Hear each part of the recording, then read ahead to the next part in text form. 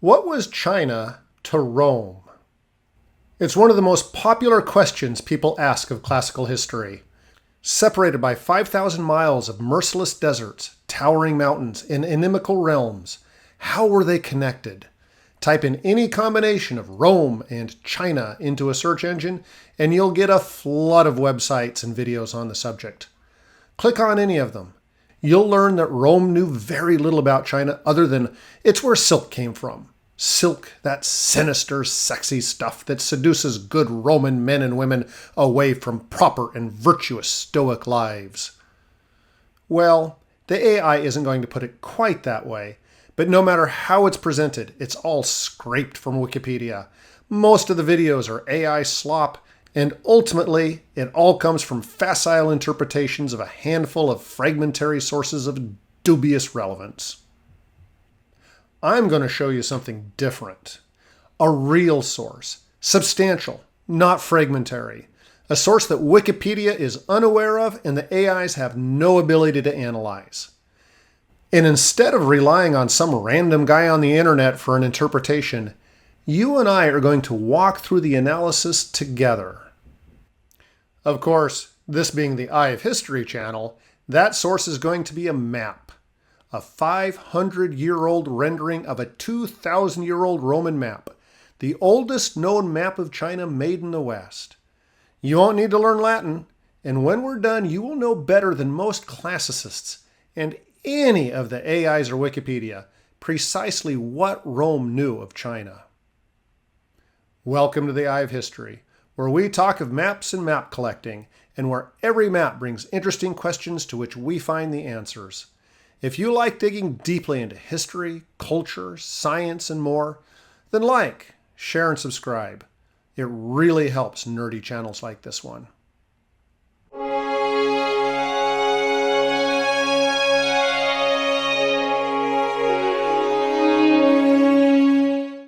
Just for a little context, we'll start with what those other videos are telling you about Rome's knowledge of China.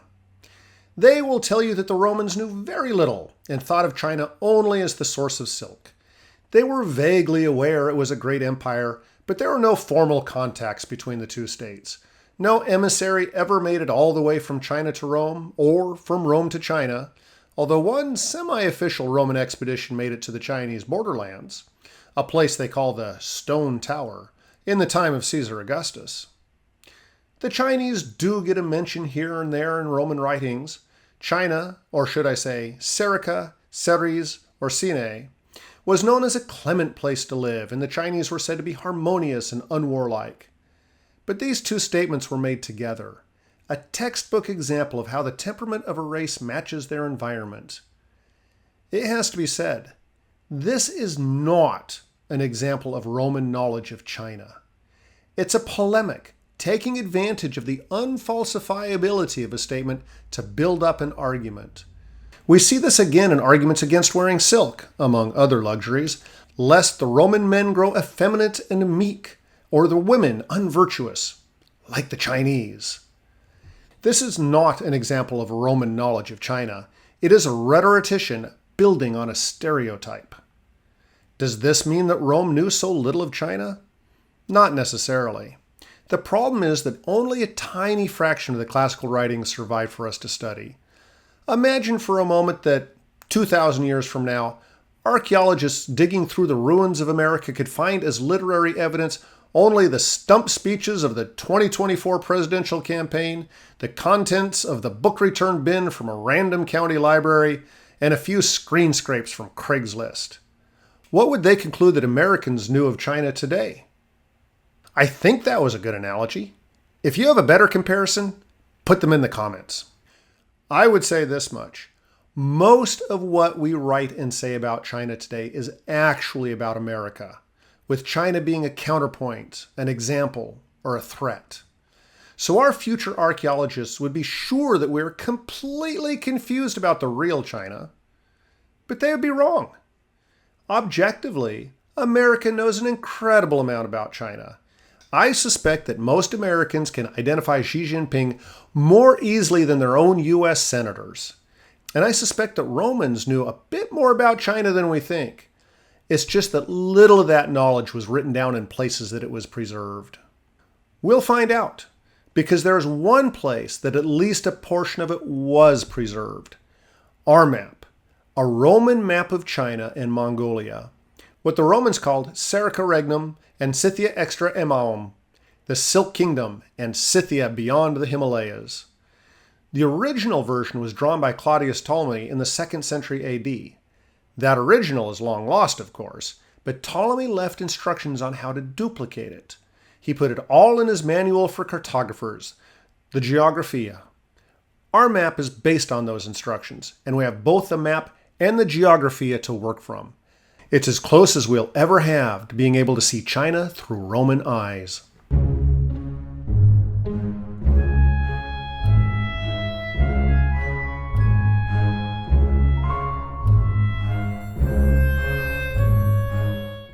The map was drawn in Strasbourg by an Alsatian physician and scholar, Laurence Fries, in 1522.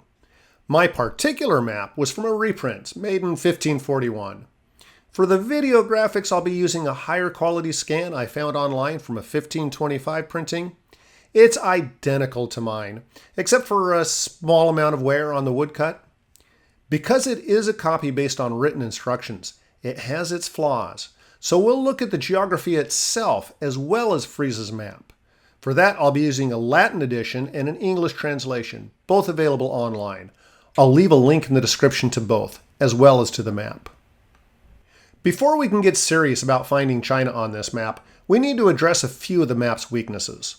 First, it was created in the 16th century by an Alsatian cartographer working from a 200-year-old manuscript that was penned from some earlier manuscript now lost, which was copied from another manuscript, and so on, from an original penned 1400 years prior.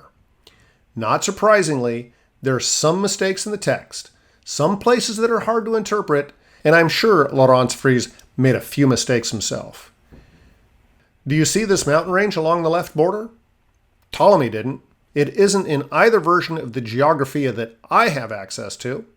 Whether it was a mistake that Fries made, or these mountains made it into whatever copy of Ptolemy Fries was working from, these mountains are definitely not in Ptolemy's original map. While we're talking about mountains, note how all of the mountain ranges on the map are just lines of identical hillocks. Here's a good example on another map. These are the Himalayas. Not quite as impressive as in real life. Ptolemy's description of a mountain range was limited to just sets of coordinates. A particular range started at point A and ended at point B, and that's it. Nothing about the breadth of the range, the height of the mountains, or anything else. This makes identifying specific ranges tricky and gives a very misleading impression of the lay of the land. Rivers were even more problematic. Here, Ptolemy usually only gave the coordinates for the source of the river, and what river flowed into what other river. The rest was left to the artist to imagine. It's particularly tough with this map, as Ptolemy fails to mention which direction the main rivers flowed. Fries guessed that the 3 river systems all flowed to the north. I suppose that getting 2 out of 3 right wasn't bad. Finally, the most important problem, longitude. Latitude is pretty easy to measure with some accuracy. A sighting on the North Star will tell you your latitude, or if you have the astronomical tables available, you can measure the length of midsummer's day, or even better, the position of the sun that day at noon. This last calculation can be done very accurately by tracking the shadow of a pole or pillar. Longitude, however, is very difficult. Before the invention of the chronometer in the 18th century, measuring longitude was possible only during an eclipse, and even then, the accuracy was not all that great. In practice, geographers estimated longitude from travelers' reports of how long it took to get from place to place. Scholars sitting in their libraries almost always grossly overestimated these distances, particularly in the mountains and other difficult terrain. As a result, Ptolemy's Asia was about half again as large as it should be. To compensate, I shrank my map about as much in the east-west direction, and we'll try to be generous in our interpretations of his longitudes. With these limitations in mind, let's see how Ptolemy did. At first glance, it doesn't look too good. We see 3 main mountain ranges, none of which are in quite the right shape and location to match the real mountain ranges. But let's not give up too easily. These words, Imaus montem, are really important. Imaus is the word the Latins used for the massive series of mountain ranges of Central Asia, the Himalayas and all the lesser ranges that touch the Himalayas. Imaus montem, then, is one of these ranges. For some reason, Ptolemy chose not to use his usual method of defining a mountain range by its endpoints, so we just have to go with the clues he gave. First, that they're part of the Himalaya system. Second, the latitude, which Ptolemy gives as 45 degrees. I'm going to subtract 2 degrees from that. As we'll see, pretty much everything on this map is skewed about that much to the north. That's a little more than 100 miles. And the longitude, it's the first mountain range you reach as you approach from the west. The Imaus montem, then, must be the Tian Shan. If the Imaus montem are the Tian Shan, then these other mountains are the several Mongolian mountain ranges, the Altai, the Sayan, and Khangai. Here we see the limitations of Ptolemy's method of describing mountain ranges. It just doesn't work for a region as complex and mountainous as Mongolia. Maybe Ptolemy's original map was a mess as well, but I don't know how you would even begin to choose the endpoints for defining the Altai. We have one more mountain range to consider, the Otorohokora, here to the south. The name is more evidence of transcription error. Both of our other sources just have Otorohokora. This one is easy to identify. It is spot on the Kilian mountain range. With this one placed, I think it's more evident that the problem with the Altai mountains is in Ptolemy's way of describing them. The Altai seem to be in the right place, just with the wrong shape. Credit should be given for the inclusion of Nubius Lacus, Cloudy Lake. This is clearly Lake Baikal, just misplaced by a few degrees of latitude. This may be the most remote location ever placed on a pre-modern map with any degree of precision. For comparison, in terms of distance, this would be the equivalent of a Mayan map displaying the Arctic Ocean or an Egyptian map showing the Cape of Good Hope. That's impressive. But the achievement is tainted by one big mistake. Serica Regnum, the Silk Kingdom, is placed right in the middle of Mongolia. To confuse matters more, however, Sera Metropolis and almost all of the cities are placed south of the mountains, within the borders of modern China. Ptolemy considers all of this region, what is now Mongolia and northern China, to be Serica Regnum. In other words, Ptolemy believes that China is ruling Mongolia. This is a modest exaggeration. Under the Han Dynasty, China sometimes had the upper hand against the Xiongnu peoples to the north, but at no point could you say that China and Mongolia were a united country. Ptolemy, in every version of the Geographia, says that they were. It might seem strange to see cities in Mongolia. The Xiongnu were nomads after all. But these cities north of the mountains are surely the seasonal meeting places of the Xiongnu and their dependent tribes. We've only recently learned anything of these centers. The main one, Longcheng, was discovered by archaeologists in 2020. These seasonal towns had walls and major buildings, enough to qualify as a city for Ptolemy's purposes. Longcheng would sit near the center of Ptolemy's Serica Regnum. It could be this Piata or this Asmiria. It could also be this one, Isidon Serica. The Isidones were familiar to the Greeks from an era long before the Xiongnu Empire. By Ptolemy's time, they would have been incorporated in the Xiongnu. Perhaps this meeting place was still in use, but more likely Ptolemy was unaware that the Isidones were no longer a distinct people. As for all these cities in southern Serica Regnum, China, I don't know nearly enough about Han Dynasty China to even make an attempt at identifying all these places. But Sera Metropolis is pretty easy. For Sera Metropolis, there are two obvious candidates, depending on how up-to-date Ptolemy was. It could be Luoyang, which was the Han Dynasty capital from 25 AD right up to Ptolemy's time. In that case, this particular arm of the Bottisus River would be the Luo River. Or it could be Xi'an, or Chang'an, which was the Han capital from 206 BC to 9 AD. If this was the case, this arm would be the Wei River. I can see arguments for either, and unfortunately Ptolemy's vague descriptions of the river courses don't give us much guidance. The two cities are close to the same latitude, about 2 degrees south of where Ptolemy indicated, and I give the nod to Xi'an for its proximity to the mountains and the greater magnitude of the Wei River. But where is the Stone Tower, that Chinese frontier town that our Roman envoy reached in the time of Augustus? Well, it's not on our map. It's actually just to the west, on a different map which, happily, I also own. Here Fries has Turris Lepidiae Mons, Hill of the Stone Tower. Why Turris Lepidiae Mons and not just Turris Lepidiae? Stone Tower? In this case, we know it's a transcription error. It's in exactly one of the 30 manuscripts of the Geographia that we know of, the one that Fries happened to be working from. In every version, though, the location is the same, right between Bactria and China, just as we'd expect. The question that archaeologists are always asking is, of course, just what real-world place was Ptolemy calling Turris Lepidia? If you asked that question a century ago, you'd have heard one answer, Tashkurgan, also known as Serica. Today, it's a small town on the west edge of China, close to Turkestan.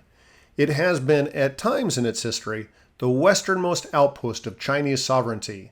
It's keep on the borderlands, and it certainly looks the part. But there's a problem with that theory. As far as we can tell, Tashkurgan didn't exist in Roman times. All the ruins we see today are from much later, and nothing here dates from Roman times, not even a hut, let alone a tower. Today, the city of Osh in Kyrgyzstan has become the most fashionable choice. The archaeology certainly favors Osh, which has always been a much more important place than Tashkurgan, but there are several other reasonable possibilities, and Ptolemy's description is too vague to have any confidence in any one of them. With the stone tower in Sera Metropolis located, we can draw in the final piece, the Silk Road itself. The path on Ptolemy's map corresponds perfectly to the real world. Whatever distortions exist in the rivers and mountains, the most important aspect from the Roman perspective, the path to the capital, is entirely correct.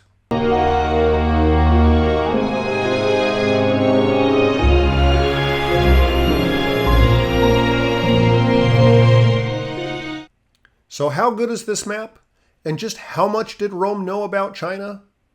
The map has its flaws, to be sure, but those flaws are not the product of Roman ignorance, but of the awkward and incomplete way that Ptolemy recorded the rivers and mountain ranges in his text. We can be sure that Ptolemy's own maps were superior. It's a shame that we'll never know just by how much. But if we focus on the achievements instead of the flaws, we see that Ptolemy had a good general idea of the topography of northern China, where the mountain ranges were, and the gaps between them. He knew fairly closely where the capital was, and although we'll never be able to match the cities on the map with real places, their placement indicates that he knew where most of the people lived. The only truly baffling mistake is his inclusion of Mongolia with China as Serica Regnum. In general, I would compare Ptolemy's and Rome's knowledge of the geography of China to be only slightly less than, say, German knowledge of Scandinavian geography in 1493. At least, if this map by Hartmann Schaedel is any indication. But there is one interesting way in which Ptolemy and Rome fail. You see, China actually appears twice on his maps.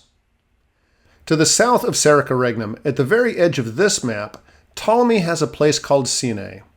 He has just a half dozen cities, a few landmarks, and barely any description. He tells us they have walled cities, but none worthy of renown. That's it. Now, I'm calling this China because of the name, but based on where Sina is on the map, we're more likely looking at Vietnam. But it's a hopeless jumble. Even the coastline runs the wrong direction. How could Ptolemy go so wrong with southern China when he was so right with northern China? The answer is pretty simple. Serica Regnum had regular diplomatic and military contact with their neighbors in Central Asia. At times, Serica Regnum bordered upon and battled against the Greco-Bactrian states around and to the west of the Stone Tower. These were the remnants of Alexander the Great's empire, literate and culturally still connected to the Mediterranean world. But there are no such connections with the Sina. China was not a maritime power by any stretch at this time in history. It had no military pretensions and little diplomatic interest in southern Asia beyond Vietnam.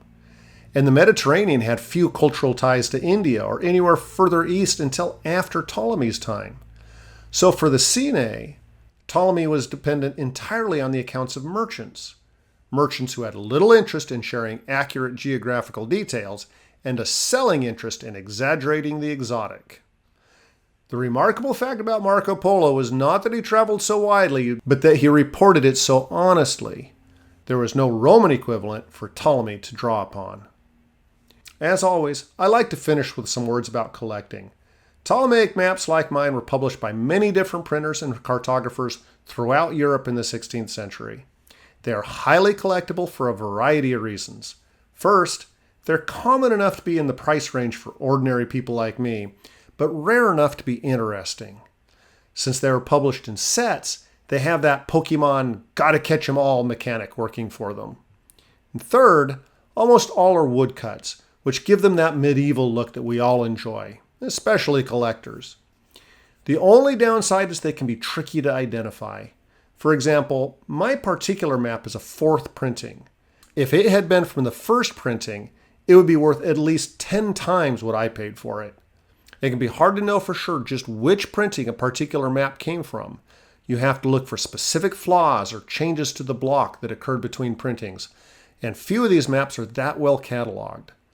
Unless you are buying from one of the first-rate dealers, you can't just assume that the auction house or dealer has properly identified the map you are buying. More than once, I have discovered a map I purchased was not as listed by the auction house. Sometimes to my benefit, sometimes not. It's time for your opinion. We started by recapping the opinions of the Wikipedia editors and AIs who uniformly disparage Roman knowledge. I believe that Ptolemy's map proves that the Romans were much more aware of China than they get credit for. And if it seems otherwise today, it's because of the paucity of our sources. But what do you think? Does this map say enough to prove my thesis? Or do the mistakes and omissions discredit the author? Let me know your opinion in the comments. And remember to like, share, and subscribe. It really makes a difference.